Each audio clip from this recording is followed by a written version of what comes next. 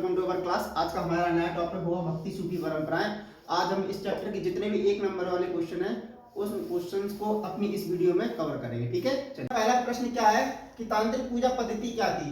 तो देवी की आराधना, इसमें स्त्री पुरुष दोनों लोग शामिल थे। देवी की पूजा की जाती थी, इसमें स्त्री और पुरुष दोनों लोग शामिल होते थे। ठीक है, हमारा प्रश्न दूसरा है कि भक्ति परंपरा के मुख्य वर्ग कौन से। देखिए, भक्ति परंपरा को 2 वर्गों में बांटा गया था, सगुण और निर्गुण। ठीक है, सभी भगवान, सगुण में क्या था, सभी भगवान के अवतार की मूर्त की पूजा की जाती थी। भगवान ने जितने अवतार लिए हैं पृथ्वी पर, उन सभी भगवानों की, उन मूर्त की पूजा की जाती थी सगुण में। ठीक है, निर्गुण में क्या होता था, इसमें अमूर्त अथवा निराकार ईश्वर की पूजा की जाती थी। ठीक है, प्रश्न हमारा तीसरा क्या है कि प्रारंभिक भक्ति आंदोलन का नेतृत्व किसने किया था, उसको लीड किसने किया था।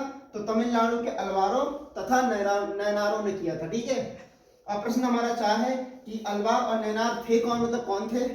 तो देखिए, अलवार को कहा जाता था विष्णु भक्त और नैनार जो थे वो शिव भक्त कहलाए जाते थे। ठीक है, अब ये देखिए प्रश्न हमारा 5 सबसे ज्यादा इस चैप्टर में सबसे ज्यादा इंपॉर्टेंट क्वेश्चन है। क्या है कि तमिल का वेद कौन सा था। मोस्ट इंपॉर्टेंट मैंने डाला, ये एमपी का मतलब मोस्ट इंपॉर्टेंट। ठीक है, क्या था, नल ईरा देव प्रबंधन। ठीक है, ये मोस्ट इंपॉर्टेंट क्वेश्चन है, आप नोट कर लीजिएगा। चलिए ठीक है, चलिए अब आगे चलते हैं। देखिए क्वेश्चन हमारा 6 जो है वो ये है कि 12वीं शताब्दी में कर्नाटक के आंदोलनों का नेतृत्व किसने किया था। तो ध्यान रखिएगा, जो आंदोलन हुए थे कर्नाटक में वो बासवन्ना नामक ब्राह्मण ने किए थे। ठीक है, चलिए प्रश्न हमारा 7वां है कि किन लोगों ने दिल्ली सल्तनत की स्थापना की थी। ठीक है, तो दिल्ली किन लोगों ने, किसने ने, किन लोगों ने, तो जिन लोगों ने करी थी वो तुर्कों ने की थी। ठीक है, और प्रश्न हमारा 8 है कि किस अरब सेनापति ने सिंध पर विजय प्राप्त की थी। तो ध्यान रखिएगा, सिंध पर विजय प्राप्त की थी मोहम्मद बिन कासिम ने। ठीक है, प्रश्न हमारा 9 है कि जिम्मी क्या था। ठीक है, इस्लामी क्षेत्रों में रहने वाले जो गैर मुसलमान होते हैं उनको जिम्मी कहा जाता था। ठीक है, प्रश्न हमारा 10 है कि देखिए ये जो लोग हैं जब ये आए भारत में तो इन्हें क्या, किस नाम से संबोधित या किस नाम से बुलाया जाता था, क्या कहा जाता है। तुर्की से लोग आए तो उनको तुरुस्क कहा जाता था, जो तजाकिस्तान से आए थे उनको ताजिक कहा जाता था, और जो फारस से आए थे उनको पारसिक कहा जाता था। ठीक है, चलिए आगे चलते हैं। देखिए क्वेश्चन हमारा 11 है वो ये कि अजमेर की प्रसिद्ध दरगाह कौन सी थी। तो जो अजमेर की प्रसिद्ध दरगाह है वो शेख मोइनुद्दीन चिश्ती की है। यहाँ पर अकबर 14 बार आए थे। ठीक है, ध्यान रखिएगा। और प्रश्न हमारा 12वां है कि सूफियों की लंबी कविताएं क्या थीं।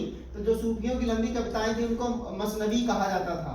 ठीक है, जो सूफियों की जो छोटी कविताएं थी, प्रश्न 13, वो विधा, जो दक्कनी में लिखी गई, जो दक्कनी भाषा में लिखी गई थी। ठीक है, विधा कहते थे, छोटी को विधा कहते थे और जो लंबी थी उनको मसनवी कहते थे।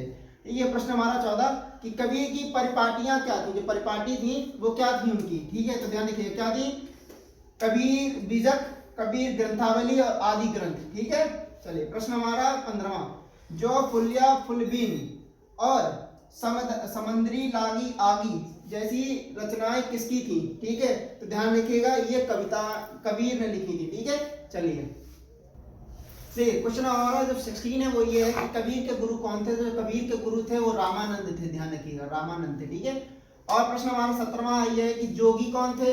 तो जोगी कौन थे, गोरखनाथ और अघोरनाथ के शिष्य थे जो उत्तर भारत में बहुत प्रसिद्ध थे। ठीक है, और हमारा प्रश्न 18, कबीर का पालन पोषण किसने किया। ठीक है, तो कबीर का पालन पोषण जो था वो बुनकर नीरू, ठीक है, बुनकर नीरू तथा उनकी पत्नी नीमा ने किया था। ठीक है, और जो कबीर के अनुयायी थे वो कबीर पंथी कहलाए थे। ठीक है, क्या कहलाए थे, कबीर पंथी कहलाए थे। ठीक, प्रश्न हमारा 19 कि गुरु नानक का जन्म कहाँ और कब हुआ। देखिए उनका जन्म जो था वो पंजाब में हुआ था। पंजाब में कहाँ पे, तलवंडी एक जगह थी पंजाब में, वर्तमान में ये देखिए पाकिस्तान में। ठीक है, जो उनके पिता थे वो मेहता कालूराम थे, जो उनकी माता थी वो तृप्ता थी।